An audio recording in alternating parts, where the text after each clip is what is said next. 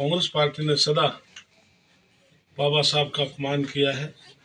इसलिए जैसे कि उन्होंने गृह मंत्री अमित शाह जी के ऊपर बात उठाई है, उनका ये मन नहीं था। उन्हें दुखी मन से एक बात कही थी कि बार बार आप बाबा साहब का नाम ले रहे हैं, तो आप भगवान का भी नाम इतनी बार ले लेते, शायद भगवान भी आपकी सुनाई नहीं करता। लेकिन आपने, उनको शब्द दिए थे, लेकिन आपने आज आप बाबा साहब का बार बार नाम ले रहे, लेकिन आपने सदा बाबा साहब का अपमान किया है। और जिस प्रकार से मैं आपको अतीत में ले जाना चाहता हूँ, जब देश आजाद हुआ 1947 में, बाबा साहब लॉ मिनिस्टर थे, श्यामा प्रसाद जी मुखर्जी गृह के हमारे इंडस्ट्रीज मिनिस्टर थे। जब बाबा साहब ने लोकसभा में दलित समाज के बारे में आवाज उठाई तो कांग्रेस के लोगों ने उनको रोका। उन्होंने उसी टाइम फैसला कर लिया था कि मैं बाहर जाकर दलित समाज के लिए लड़ाई लड़ूंगा। उन्होंने अलग से पार्टी बनाई।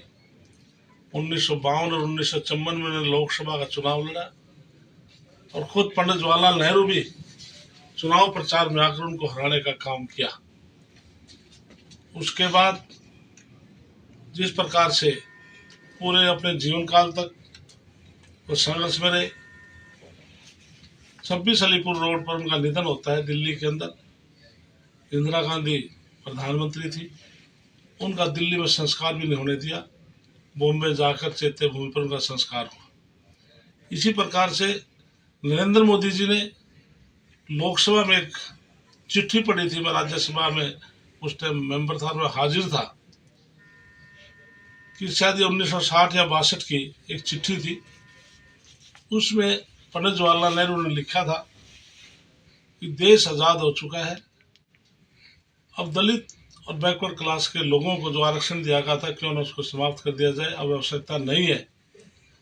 तो प्रधानमंत्री नरेंद्र मोदी ने वो चिट्ठी पढ़ी थी, लेकिन कांग्रेस के लोगों ने उसको एडिट करके ये चला कि प्रधानमंत्री नरेंद्र मोदी जी एससी और बीसी का आरक्षण को समाप्त करना चाहते हैं। इसी प्रकार से अब जो लोकसभा में घंटे से ज्यादा भाषण अमित शाह ने दिया और छोटा सा उसका एडिट करके ये उन्हें चलाने का काम किया। इतना ही नहीं, नरेंद्र मोदी जी ने बाबा साहब को सम्मान दिया। जिस प्रकार से उनका जन्म स्थान मुंह था, उन्होंने दीक्षा नागपुर से ली, शिक्षा लंदन से ली। जो पंच ऐसे तीर्थ स्थान थे, उनको करोड़ों रुपए खर्च करके आज लाखों लोग दर्शनों के लिए जाते हैं। इसके साथ क्या राष्ट्रीय स्तर पर उनका 14 अप्रैल का अवकाश नहीं होना चाहिए था? कांग्रेस पार्टी ने नहीं किया। जब 2014 में नरेंद्र मोदी प्रधानमंत्री आए तो 2015 में उनका राष्ट्रीय अवकाश की घोषणा की। 2016 में हम गणतंत्र दिवस को बहुत धूमधाम से मनाते हैं पूरा देश। क्या बाबा साहब की पालकी उसमें शामिल नहीं होनी चाहिए? कांग्रेस पार्टी ने नहीं की। तो 2016 में भी प्रधानमंत्री नरेंद्र मोदी ने उसको मेले में शामिल किया। इसलिए कांग्रेस पार्टी आज बाबा साहब का नाम लेकर वाई लूटने की कोशिश करी है, लेकिन सदा कांग्रेस पार्टी ने डॉक्टर भीमराव अम्बेडकर का अपमान किया। एक अलग इससे सवाल है कि जिला बनाने को लेकर के कमेटी बनी हुई है, उसको लेकर के अभी एक बैठक हुई है आपकी, प्रस्तावित क्या है? अभी कितने नाम इसके लिए सरकार की तरफ से कमेटी गठित की है, जिसकी अध्यक्षता मुझे सौंपी गई है। महिपाल ढांडा, हमारे विपुल गोयल और हमारे कृषि मंत्री श्याम सिंह राणा इसमें सदस्य हैं। अनुराग रस्तोगी हमारे साथ अधिकारी अटैच है। तो हमने एक मीटिंग की है। उससे पहले कंवरपाल की अध्यक्षता में एक कमेटी थी, इस पर पहले भी काम चला है। तो इसमें विशेष तौर से गुआना, हांसी और असंध के लिए भी विधायक की तरफ से डिमांड आई थी। हमने उन सभी पर चर्चा की है। कुछ तहसील, सब तहसील पर भी चर्चा की है। जो डिमांड में थी, लगभग 20 एजेंडा में थे, कोई गांव एक जिले से दूसरे जिले में जाना चाहता था, कोई ब्लॉक में एक दूसरे ब्लॉक में जाना चाहता था। इस प्रकार के एजेंडे में हमने पॉइंट टू पॉइंट हमने डिस्कस किया है और बहुत जल्दी हम नेक्स्ट मीटिंग करके किसी फैसले पर हम पहुंचे। तो अगले साल में, नए साल में हरियाणा को नए जिले मिलने की उम्मीद है?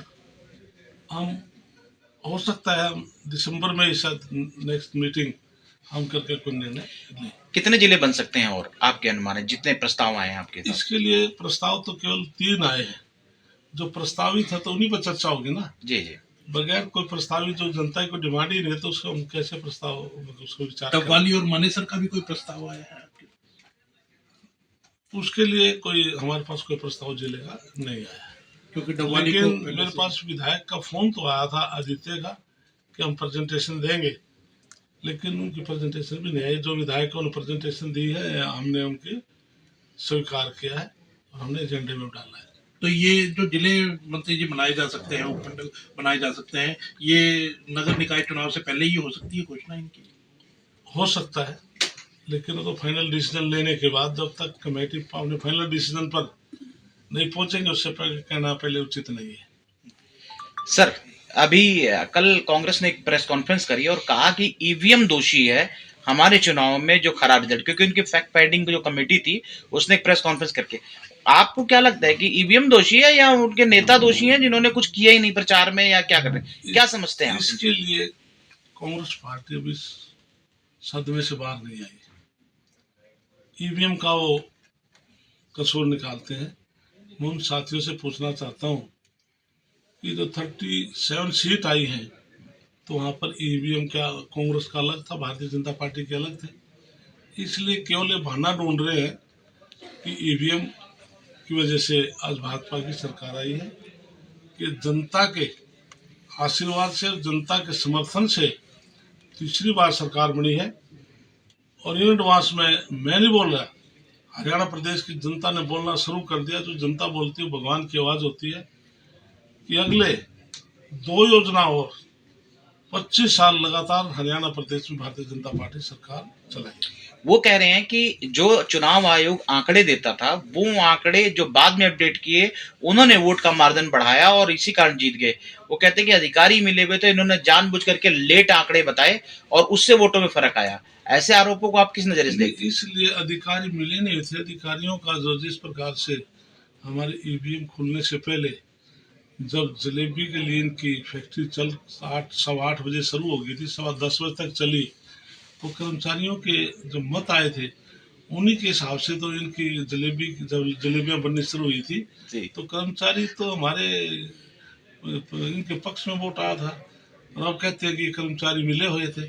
तो कांग्रेस, ये 2 मुहैया सांप है, कांग्रेस पार्टी दोनों तरफ से काटती है। हमसे जुड़े रहने के लिए हमारे YouTube चैनल को सब्सक्राइब करें और नई वीडियो की नोटिफिकेशन के लिए बेल आइकॉन को दबाएं। अगर आप ये वीडियो Facebook पर देख रहे हैं तो लाइक जरूर करें और ज्यादा से ज्यादा शेयर करें। धन्यवाद।